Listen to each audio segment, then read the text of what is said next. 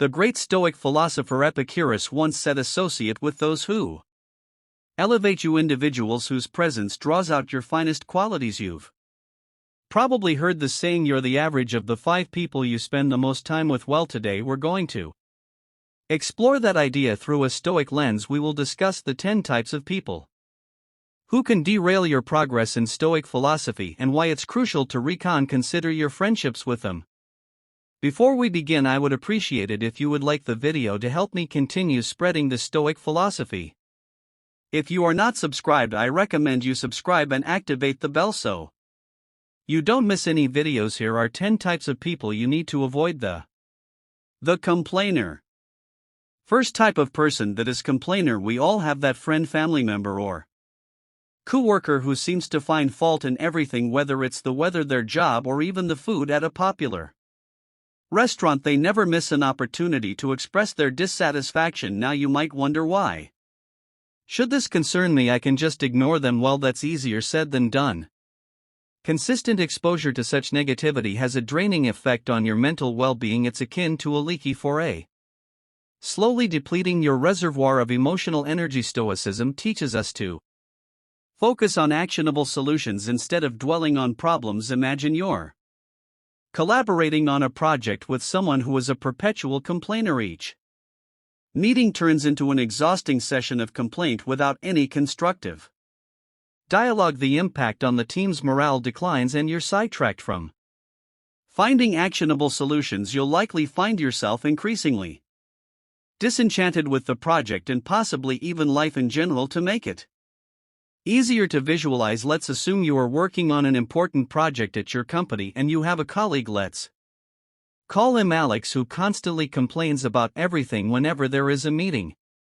Alex tends to speak up about the negative aspects of the project, from the pressure of the work schedule to organizational issues. Initially, you may try to listen to Alex and attempt to encourage him. However, over time, Alex's relentless negativity begins to affect the morale of the entire team. Meetings become tense and ineffective, and everyone feels drained after each work session. From a Stoic philosophy perspective, you can apply some principles to deal with this situation.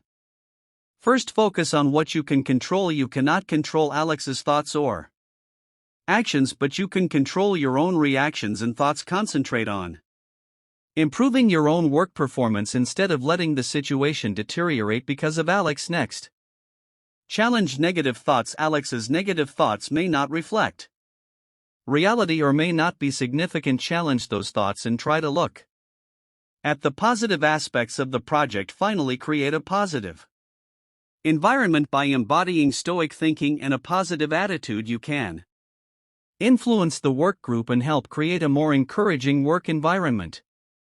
Remember that Stoic philosophy is not about changing others but about managing and reacting to the situations around you. In this case, it helps you maintain a positive attitude and focus on solutions rather than getting caught up in someone else's negativity. So how does Stoicism help us deal with a complainer? There are several strategies you can employ. First, limit your exposure to this individual whenever you can. If that's not possible, perhaps because they're a family member or colleague, then your second option is to mentally distance yourself during their diatribe. Think of their complaints as a passing storm, loud and unsettling, but ultimately temporary and powerless against the unmovable mountain that is your own inner tranquility. Your third option is to steer the conversation towards solutions or to change the subject to something more constructive. To quote Marcus Aurelius, "You have power over your mind, not outside events." Realize this and you will find strength. This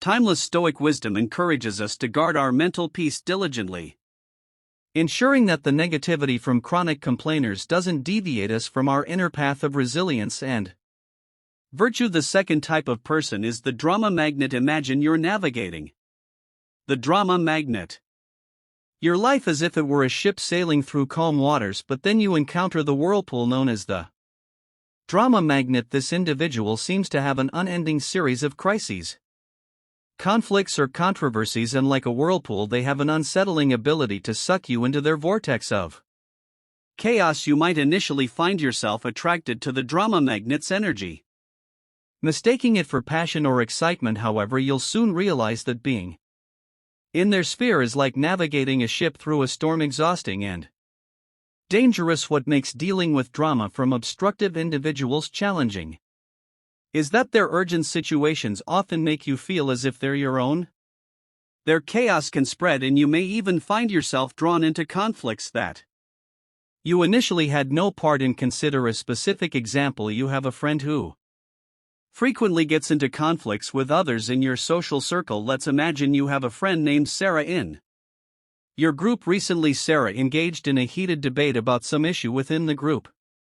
The argument escalated into a serious conflict between Sarah and several others in the group. Sarah appeared very angry and dissatisfied with the others in the group for not agreeing with her point of view. She often criticizes and complains about the other members of the group and seems very frustrated with the situation. At this point, you've started to feel pressure and tension as you continue to be part of this group. Sarah often brings these conflict situations into conversations and the main topics of group meetings, and there's no sign that she'll stop. You've tried talking to Sarah, attempting to resolve conflicts and offering advice, but it hasn't helped in resolving the situation, and you failed to change Sarah's perspective or ease the tension in this situation. To apply Stoic principles and avoid being drawn into Sarah's negative emotions, you can employ a technique called reflective listening. Instead of trying to persuade Sarah or engaging in the conflict, you can reflect back what she says in a non-judgmental manner. For example, when Sarah complains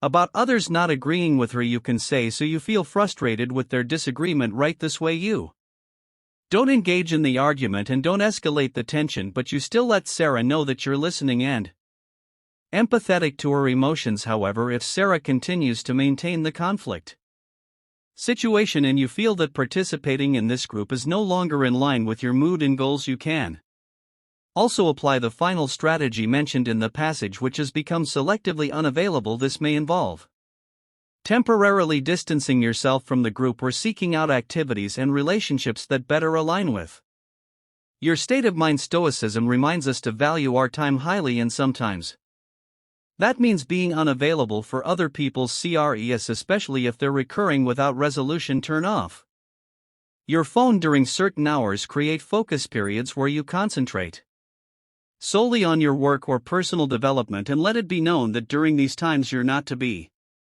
disturbed. To paraphrase Seneca, true happiness is to enjoy the present without anxious dependence upon the future. This can be particularly helpful when dealing with drama magnets. Instead of anxiously wondering what crisis will happen next, concentrate on the present moment where you have control. Enjoy your life and don't let it be disrupted by someone else's trauma.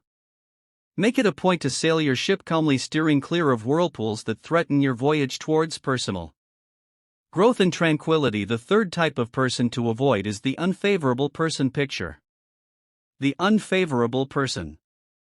This, you're an artist painting a canvas. Each brush stroke adds color, depth, and life to your vision. Enter the naysayer. They walk into your studio, glance at your work, and immediately begin to critique it. Are you sure about that color? That doesn't look realistic.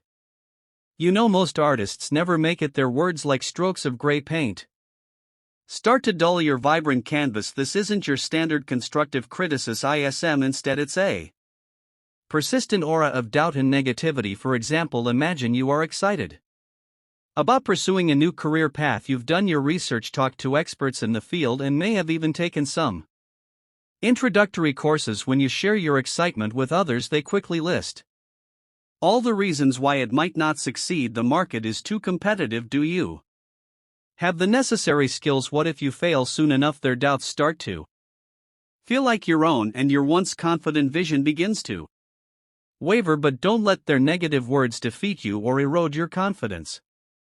Instead of embracing doubt and agreeing with them, take a different approach. Ask yourself questions like, why is the market so competitive? Can I improve my skills to face this challenge? If I encounter difficulties, can I learn from my mistakes and failures to become stronger? In this way, you can shift their concern towards seeking solutions and considering ways to overcome challenges.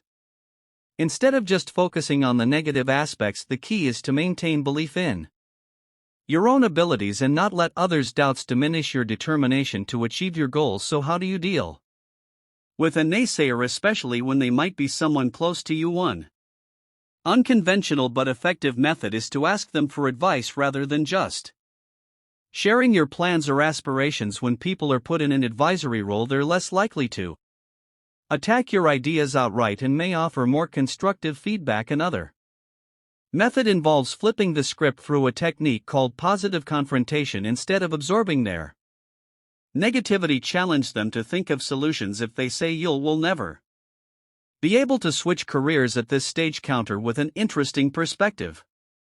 How do you think someone could successfully make a career change? This not only deflects the negativity but also encourages a more constructive form of conversation. Remember the words of the Stoic philosopher Epictetus: we have 2 ears and 1 mouth so that we can listen twice as much as we speak. Listening doesn't mean absorbing everyone's negativity, it means discerning valuable input from mere noise. When the naysayers start to cloud your canvas with their shades of doubt, take a step back. The fourth type of person to avoid is the toxic positivist. The toxic positivist. You know this person, the one who always exudes sunshine, rainbows, and endless streams of emojis. They're the ones telling you to just be happy when you're going through a difficult period, dismissing your feelings and experiences with a flippant wave of glittery optimism. Imagine your life as a garden. There are flowers, but there are also weeds and pests. A toxic positivist, however, insists on ignoring anything that isn't a blooming rose. Got aphids on your leaves? Just focus on the flowers, they'd say. While it sounds uplifting, their approach can make you feel invalidated and disconnected from reality. Let's imagine you're going through a difficult breakup. You're feeling sad, confused, and seeking emotional balance. A breakup can be one of the most challenging experiences anyone can go through in life. You may feel pain, heartache, and even lost in life after the breakup. During such times, advice from a toxic positivist can be extremely frustrating and unreasonable. On a wide sea there are many fish, just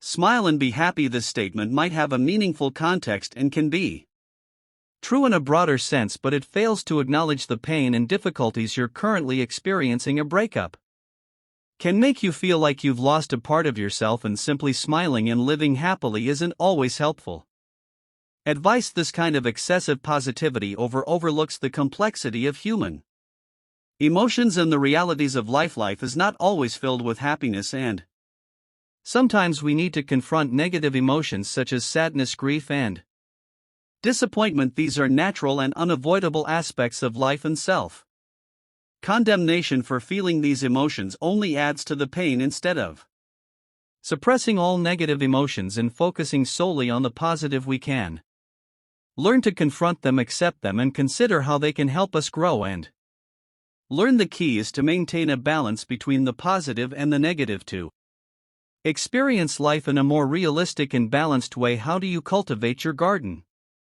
without letting the toxic positivists trample it with their indiscriminate sprinkling of good vibes?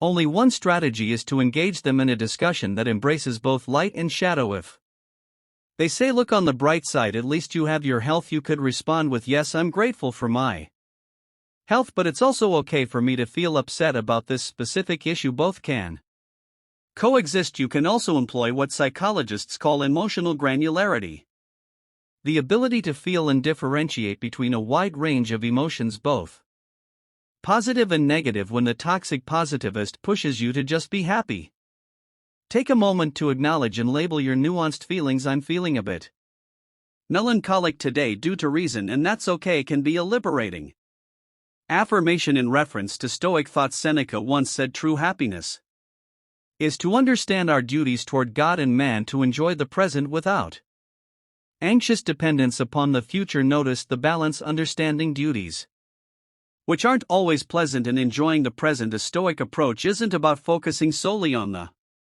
positive or the negative, it's about embracing life's complexity with equanimity. So the next time the toxic positivist sprinkles their confetti on your carefully tended garden, take a step back. Remember that a garden needs both sunshine and rain to flourish, and embrace your full emotional spectrum. Keep nurturing your garden with the richness and complexity it deserves. The victim. Fifth type of person to avoid is the victim. Imagine life as a game of chess, with each player having the same set of chess pieces and the same common goal to put the opponent's king in checkmate. You strategically make your moves, make sacrifices, and sometimes accept risks. However, the victim blames the chessboard, the pieces, or even their opponent for every poor move they make. In their eyes, they are constantly in checkmate, not because of their choice but due to an external force working against them. Their story is an endless tale of suffering, with themselves cast as the helpless protagonist in life. This analogy helps us better understand how each of us faces challenges and makes decisions in this game. Everyone begins with the same set of pieces and a shared objective. We must think strategically and carefully plan our moves, just like moving chess pieces on a board. Sometimes we must make sacrifices and take calculated risks to achieve our goals. However, what sets apart those who succeed from the victims is how they respond to failures and difficulties. The victim constantly seeks to assign blame to external factors such as the chessboard, the pieces, or even their opponent whenever they encounter challenges or failures. Instead of taking responsibility for their actions or decisions, they believe that an external force is always working against them. Consequently, they perceive themselves as constantly being checkmates. The victim's life often becomes an unending narrative of suffering, with themselves cast as the helpless main character. They fail to recognize that they have choices and the power to control their own destiny. In contrast, those who succeed understand that life may present challenges and uncontrollable factors, but how they respond and decide their next moves in the game of life ultimately determines their fate. The important thing is to recognize that in life everyone has to face difficulties and failures, and there are external factors that can affect us.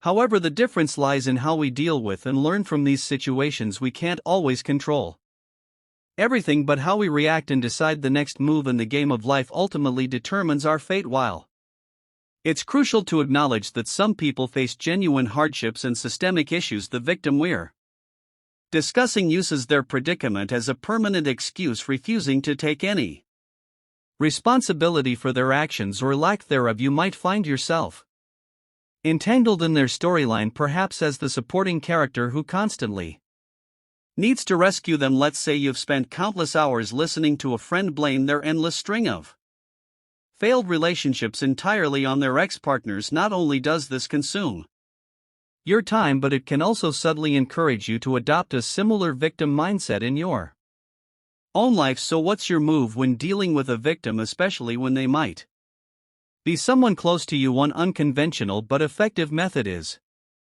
to ask them open-ended questions that encourage them to reflect on their situation instead of offering solutions or becoming their perpetual problem solver. Try questions like, what do you think you could do differently in this situation, or how do you see yourself taking control of this aspect of your life? Another approach is to show empathy and kindness, but don't try to rescue them from situations they need to navigate themselves. Offer a listening ear, but refrain from becoming their perpetual problem solver. Remember the words of the Stoic philosopher Epicurus: the best revenge is to be unlike him who performed the injustice. If you find yourself getting sucked into the victim's narrative, resist the urge to become one yourself.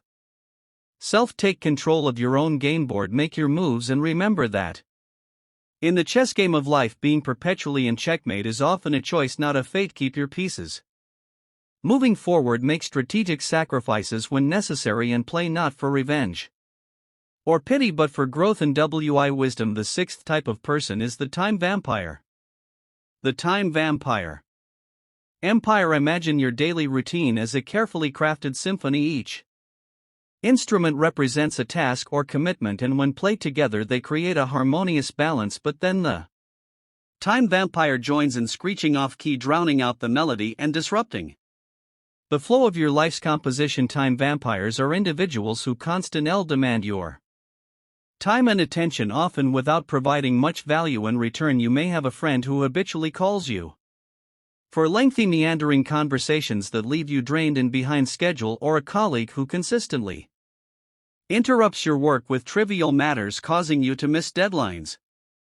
Time vampires don't just consume your time, they disrupt your focus.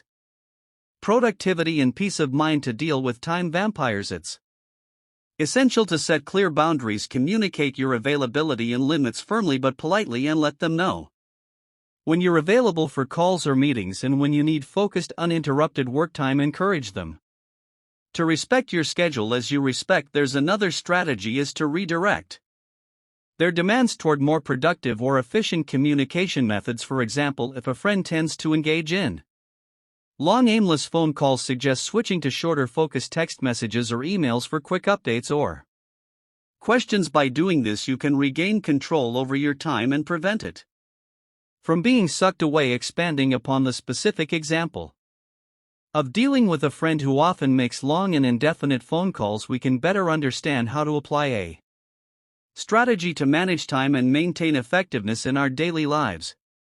By suggesting a switch to shorter, more concise text messages or emails as a more efficient means of communication, you not only save time but also create a more convenient communication environment for both parties. Changing the way you communicate can bring several benefits. Firstly, it allows you to have more control over your time by enabling interactions at your convenience. You are not constrained by lengthy and indefinite phone calls that you may not want to or cannot answer immediately. Instead, you can read and respond to text messages or emails when you are ready. Secondly, using text messages or emails as a means of communication can result in more powerful and effective exchanges. You can organize your thoughts into concise and to the point messages, aiding the recipient in understanding and responding promptly. This optimizes information exchange and reduces the time wastage often associated with long, meandering conversations. Thirdly, adopting this form of communication can create a more conducive environment for discussing and resolving specific issues. You can focus on core questions and requests, and the recipient can provide accurate responses without the need for prolonged discussions. This helps maximize the time of both parties and ensures that tasks are carried out more efficiently. By implementing this strategy, you can assert control over your time and maintain effectiveness in your daily life. By diplomatically and rationally proposing an improvement in communication, you are creating a positive and convenient environment for both yourself and your contacts. In Stoic philosophy, there's a focus on understanding what is within your control and what isn't. Time vampires often try to seize control of your schedule and attention, but you can assert your control by setting boundaries and managing your time intentionally. Remember the words of the Stoic philosopher Seneca: it is not that we have a short space of time, but that we waste much of it associating with people who uplift you and align with Stoic principles is crucial for your progress in Stoic philosophy and personal growth. The seventh type of person to avoid is the manipulator. Manipulator. Picture your life as a movie script. You're the main character and you have an idea of how your story should unfold, where the twists are, who your allies and mentors are, and what your final act looks like. Enter the manipulator, the shadowy producer who subtly rewrites your script without you even realizing it, until one day you find your storyline has veered off course. The manipulator is skilled in the art of emotional or psychological maneuvering. They might use flattery, guilt trips, or even deceit to steer you in a direction that benefits them. You might have a friend who always manages to get you to pay for dinner by saying something like, I've been having a rough month and you're so successful.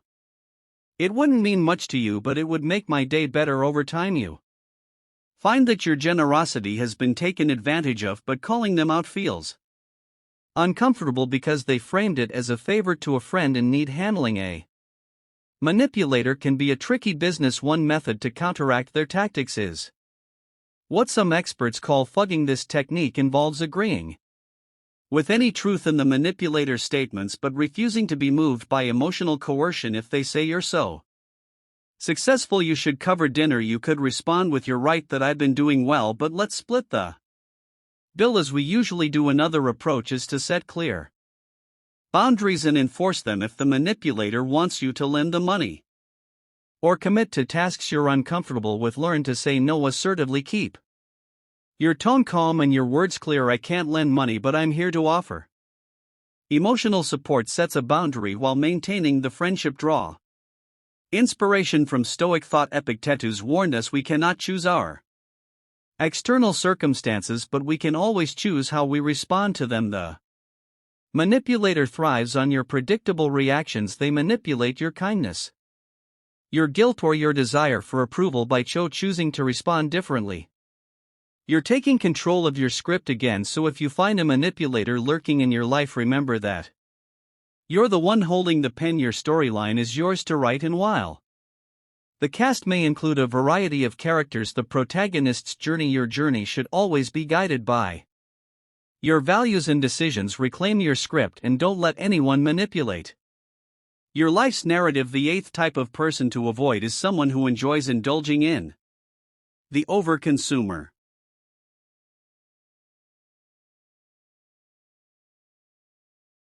Excess consumption. Moderation is one of the principles of Stoic philosophy, and for many, their accumulation does not solve their issues, it merely changes them. As Seneca put it, people who enjoy excessive eating and consumption are always seeking pleasure, often to their detriment, be it in material possessions, food, or any other indulgence. Their lack of self-control can create an unstable whirlwind. Let's consider the example of Jack, someone who enjoys indulging in excess consumption. He frequently indulges in extravagant shopping, attends lavish parties regularly, and dines at upscale restaurants often. Jack constantly seeks pleasure and happiness through shopping and savoring delicious food. He has spent too much money on unnecessary items and frequently stays up late to engage in extravagant activities. In this example, Jack is a person who enjoys indulging in excess consumption, the kind of person Stoic philosophy warns against. He seeks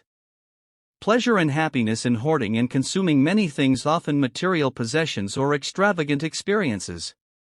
This leads to a lack of self-control in managing his finances, time, and energy.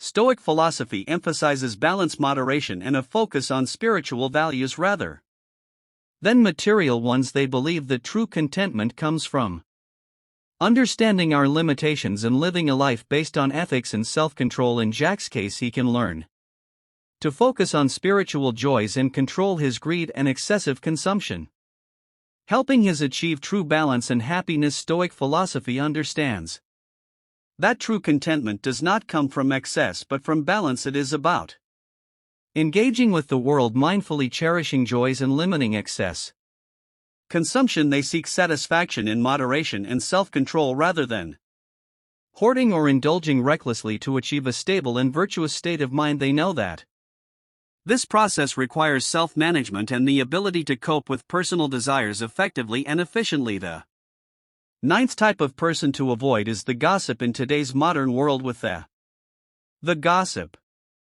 ease and speed of communication, gossip has become prevalent. These individuals spread stories with little regard for truth or the negative impact they may have. Associating with them is akin to sowing seeds of mistrust and misunderstanding in your life. As Marcus Aurelius once said, don't waste time arguing about what a good man should be. One being a Stoic means striving for virtue and truth. Engaging in gossip takes you off that path. It's not only important to avoid engaging in gossip but also to avoid those who do not respect these values. In summary, be cautious of those who share unverified information and stories and do not place your trust in those who do not uphold morality and truth. Imagine you work in a competitive and sensitive work environment. You've completed a challenging and important project and you're proud of the results. However, after a short while you hear from a colleague that there are negative rumors about you and your work circulating within the company. In this case, the role of the gossip is played by your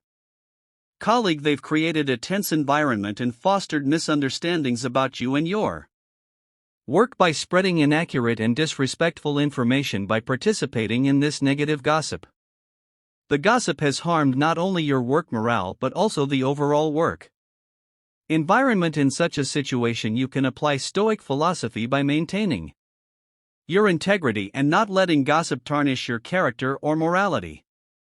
Instead, continue to work with virtue and produce high-quality work to let your truth and values shine brighter than uncertain rumors. The final person to avoid is the Lord of pessimism. Pessimism. Some people may argue that a gloomy sky has its own beauty, but pessimists only see the promise of rain. Their minds are like dark rooms with no windows for light to enter. They focus exclusively on negative aspects and are blinded to the opportunities that challenges often bring. Marcus Aurelius reminds us, reject your sense of injury, why, and the injury itself disappears. Let this be a testament to the power of perspective. Optimism, or at least a balanced mindset, is considered important in Stoic philosophy. In Stoicism, it's not the external events, but how we evaluate them, that causes disruption. Stay away from those who constantly wear the cloak of negativity throughout the journey called life. Our social relationships shape our path. I mean, who wants someone to dampen the spirits during peak moments or lead into a negative mood during challenging times? Now, a quick test for you. Among these characters, have you recently encountered anyone, or does someone in your life often have to deal with them? Leave a comment below. I'm genuinely curious by recognizing and avoiding these 10 types. Conclusion: of individuals you need to stay away. You can protect your mental peace. Focus on what truly matters and navigate your Stoic journey with resilience and virtue. Thank you for watching, and if you found this video valuable, please like and subscribe to support our ongoing exploration of Stoic philosophy. Your engagement and commitment to Stoic principles contribute to a community of individuals striving for wisdom, courage, and a life well lived.